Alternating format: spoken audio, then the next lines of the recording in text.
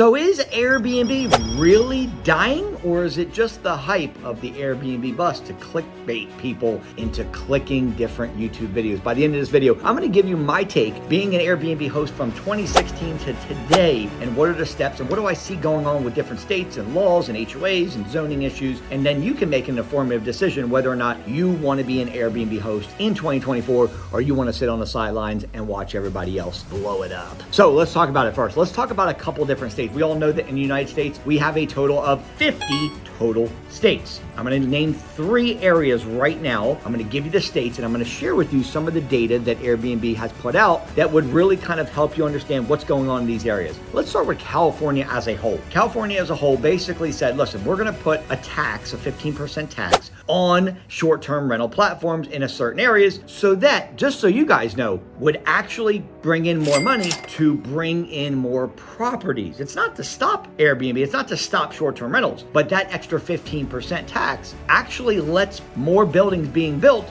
so that you can have more Airbnbs and so that the demand would actually come down slightly in the short term. And that's what the state of California did. Contrary to that, New York, the state, said, you know what? We're gonna ban short-term rentals. The city banned it. Unless you actually live in the property, they are allowing you to basically do house hacking, which is a fancy way of saying you live in the property and you can rent out a couple rooms to some guests that come in. Other than that, you're not allowed to do short-term rentals. You can do midterm, so that's 30 days or more. Okay, they're trying to keep down the short-term rentals so that the housing market, where people are just trying to rent for their family, there's not a shortage because investors are coming in and purchasing or renting all these properties to put on short-term rental platforms. So contrary to California, New York basically said, no, California actually raised not for the purpose of depleting short terms, but actually bringing in more money to build more properties. Third one is actually Las Vegas, Nevada. Now, Las Vegas, Nevada has a very tricky thing there because the tourism is one of the highest tourism in the country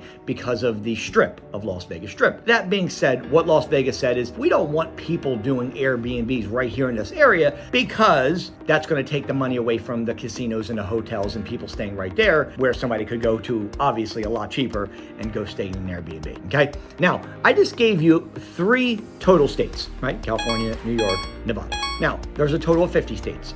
When you talk about an Airbnb bust, when you talk about, is this thing going down? Is Airbnb dying? Let's look at the facts. There's 50 states, 3 of them, and I just gave you 3 states in total. Now, what I'm telling you is that some of those states, okay, still allow Airbnb or short-term rentals. So in reality, there's 20,000 cities. If really only 3 or 4 cities basically said no, you still got, 19,990, whatever it is, okay? So in totality, the reality is this. Most states are still very, very good for short-term rentals and Airbnb. So here's one thing that I can see that is going to affect Airbnb hosts, myself, and if you're watching this because you're looking to get into Airbnb, I can tell you that one thing, actually 2, are things that I think need to be addressed, and that is the fees are outrageous. These Airbnb hosts are putting on cleaning, okay? Until you learn, and at the end of this video, I'm gonna show you how to optimize that, but until you learn how to regulate your cleaning,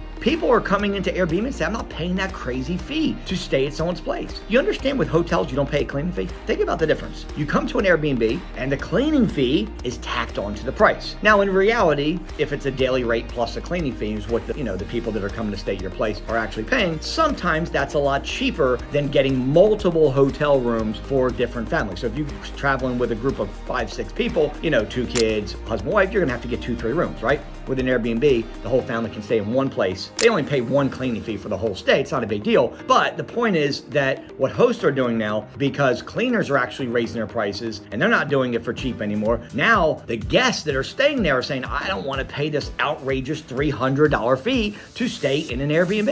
That's number 1. Number 2 is this outrageous list that some of these Airbnb hosts are putting for their guests to stay there for them to do before they leave the property. Do the dishes, take out the trash, wipe the countertops, vacuum the floors. Nobody wants to come on vacation and then have to do all this work before they leave. I'm gonna give you a solution for both of these in a second and how I really think that it'll help you as coming into the business, or if you're an Airbnb host already, and some of the things you can do to actually optimize these 2 things. Because I think it's gonna really, if it continues to get worse, the scale is just gonna get worse, increase increasing price of cleaning, more laundry list of things, and obviously people are just going to say absolutely not. They're going to go back to hotels. So let's go back to excessive cleaning. One of the things that we optimized was we started our own cleaning company. And the reason for this was because the cleaners, third-party companies, were charging outrageous fees. For example, on a 3-bedroom, 2-bath, we were getting charged about $250 per clean. I want you to do the math here so you can see the money that you can save by doing it the way I'm doing it. The first thing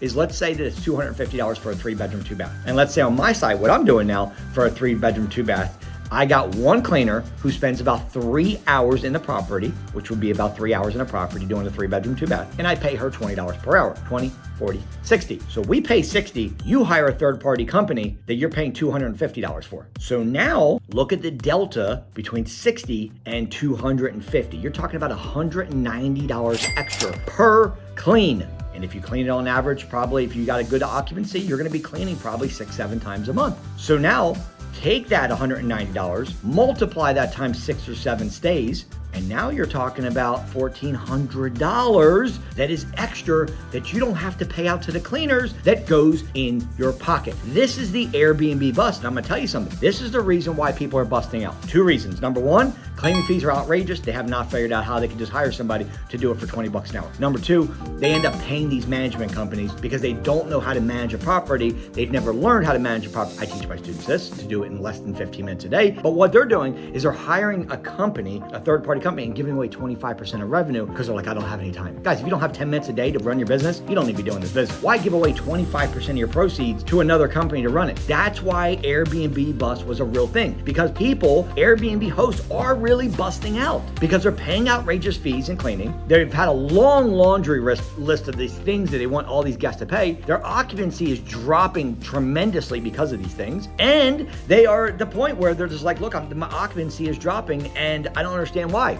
You're paying excess fees, crazy excess fees for the cleaning. And now you're paying 25% towards a management company. There's no profit. Why would I get into business and pay these outrageous fees for cleaning for a third-party company and pay 25% to a management company when I can do it all myself, hire somebody for 20 bucks an hour to clean a property, manage yourself any amount of properties, whether you have 1 or 50 properties, the management is probably 10 to 15 minutes a day when I show you how to automate it. And you're talking about saving, and pocketing all those cleaning fees times 190 bucks. So if you're not doing this, guys, this is the reason why you're getting hosed in Airbnb. This is what I teach my students. That's the solution, guys. Don't hire a management company. Don't worry about your fees. Try to get somebody to help you clean for 20 bucks an hour. I will help you with this. I've trained cleaners. I've had a cleaning company for about 15 years now, family owned. Absolutely crushes you in Airbnb when you do it this way, okay? You save a lot of money, hands down, no question. And the next thing is saturation. And so you hear a lot of people saying, I don't know if I'm gonna get enough guests. Here's what you need to do. Let me give you some metrics. Saturation is basically where there's a massive supply of Airbnbs. So you got a lot of people Airbnbing and just not enough guests coming in, right? So if there's not enough guests coming in demand, then what happens is all the supply right here ends up being low occupancy. You end up lowering your occupancy because you guys are going into Atlanta, you're going to Chicago, you're going into Miami, you're going into Orlando that are so overpopulated with Airbnbs, and your occupancy drops because the amount of people that are coming in, they have to spread it between more properties. I'm gonna give you the metric right now. Saturation,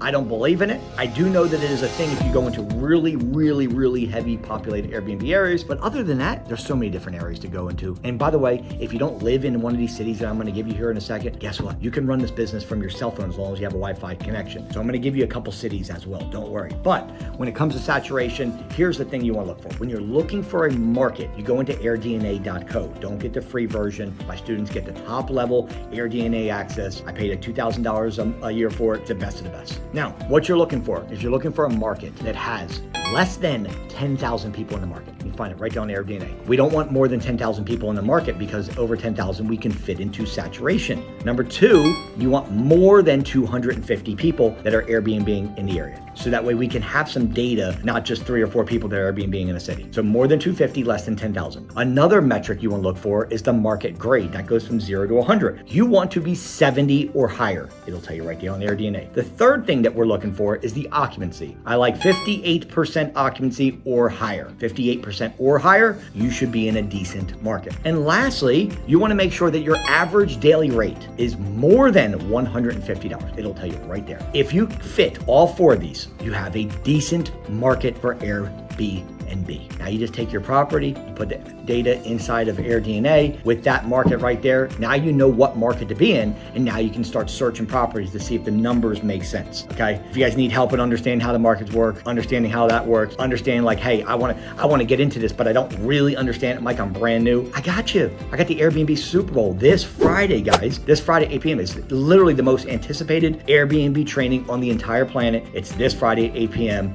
You can head over to my TikTok, Investor Mike. There's a link right there. And I will post a link inside the description box where you guys can register for the training. Do not miss it. I don't care if it's your daughter's wedding. Do not miss this training. It's absolutely going to be epic. Every second of every minute is going to be power packed with value to help you guys understand how Airbnb arbitrage works. Arbitrage is a fancy way of saying we're not buying the property, we're just renting the property from a landlord, getting their permission to put it on Airbnb. That's it. Airbnb bust is not going anywhere. I'm going to tell you straight up, in my opinion, it ain't going anywhere for a very long time. I got back in 2016. It's now 2024. It's still crushing it. It probably is not going to go anywhere for the next, 15, 20 years. Get in the game now. Stop sitting on the sidelines, watching everybody else build a portfolio empire while you're sitting back going, hey, I wonder if it's going to be a bust. Stop. Take action. Figure the rest out later. And here's the thing. If I was brand new or if I was acquiring another property right now in an area, I'd want to be in Nashville. I would want to be in St. Augustine, Florida. I'd want to be in Jacksonville Beach, Florida. I'd want to be in Waco, Texas. I'd want to be in Sedona, Arizona. I'd want to be in Santa Clarita, California. These are areas that I would want to be in. I want you to think of warmer climates. Warmer climates do better in Airbnb, not the colder climates, okay? So that's the first thing. Try to be around the 4 H's, hills, hospitals, hotels, and H2O, meaning any property that has a pool or hot tub will always do the best, okay? These are some things. I'm giving you guys the game so you can win the game, okay? If you need help at all, put the word Airbnb in comments. But what I want you to do is register for the Airbnb Super Bowl, which is this Friday, 8 p.m. Mark your calendar now. The link is in the description box. Also, follow me on TikTok at Investor Mike.